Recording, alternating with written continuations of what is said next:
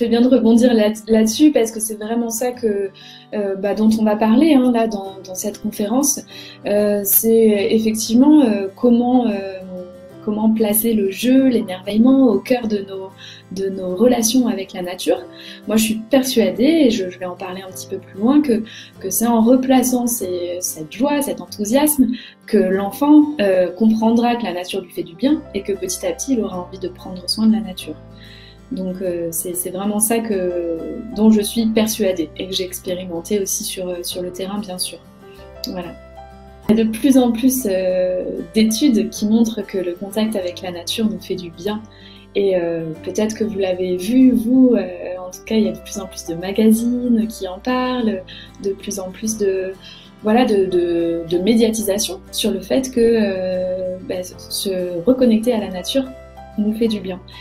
Et donc on a des prises de conscience et ces prises de conscience-là, elles sont réelles, elles ont été prouvées scientifiquement que la nature permettait de diminuer le stress, d'améliorer la concentration, d'améliorer la mémoire, d'améliorer aussi notre envie d'ouverture, de coopérer avec l'autre. Donc chez les enfants, c'est comment je peux être plus en lien avec mes camarades en convoquant la nature. Voilà. Le contact avec la nature a aussi des bienfaits sur la créativité, ça stimule la créativité. Et d'un point de vue social, voilà, je l'ai déjà dit, il y a vraiment ce sentiment d'entraide et de coopération qui naît et qui est vraiment fort. D'un point de vue physique aussi, bien sûr, passer du temps dehors, il va de soi que du coup on est un petit peu plus dans l'effort physique, mais au-delà de ça, ça permettrait de prévenir certaines maladies, de réduire les douleurs, par exemple. Donc il y a vraiment plein de bienfaits de contacter la nature. Et souvent, en tant qu'adulte, j'en reparlerai un petit peu plus tard, on se dit oh là là, ça va être compliqué on peut se dire ça va être compliqué qu'est-ce que je vais faire avec mon enfant dans la nature pour que ça lui fasse du bien. Mais je pense que c'est aussi important de faire confiance à son enfant dans le sens où effectivement il a cette capacité-là, notamment dans la petite enfance, hein, c'est vraiment très très présent, à s'émerveiller, à s'arrêter sur des choses que nous, en tant qu'adultes, presque on ne voit plus ou on n'a plus l'habitude de voir.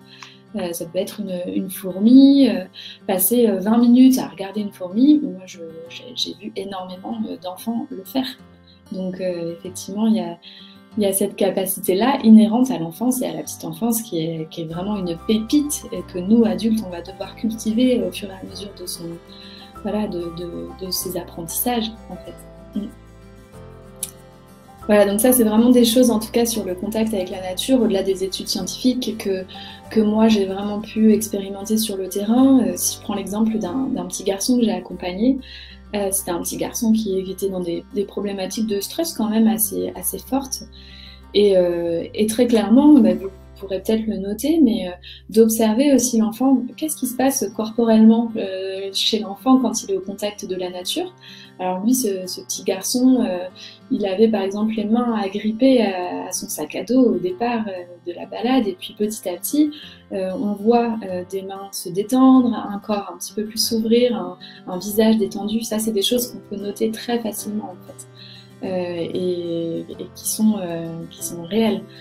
Alors ce qui se passe sans vouloir faire de raccourcis, mais c'est quand même que la nature, c'est un endroit harmonieux, qui est dénué de pollution visuelle, qui est dénué de pollution sonore, dans lequel l'enfant va vite convoquer le calme.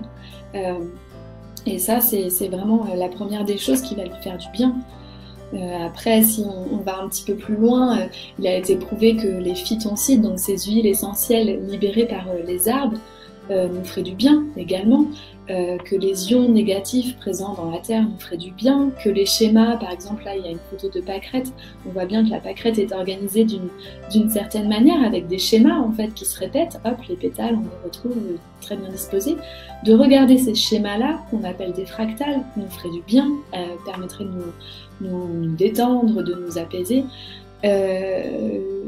C'est vrai que la nature nous offre sur un plateau 36 000 possibilités d'émerveillement. C'est vraiment les atouts, voilà, les possibilités de s'émerveiller. elles sont présentes, elles sont infimes et infinies dans la nature. Donc ça, c'est vraiment des choses voilà, que j'aime bien partager. On peut effectivement, il y a ce papillon aux ailes colorées qui nous émerveille, il y a cette petite brise qui nous caresse le visage, il y a cet oiseau qui nous accompagne de son chant. Tout ça, ça va générer en nous un sentiment très positif en fait.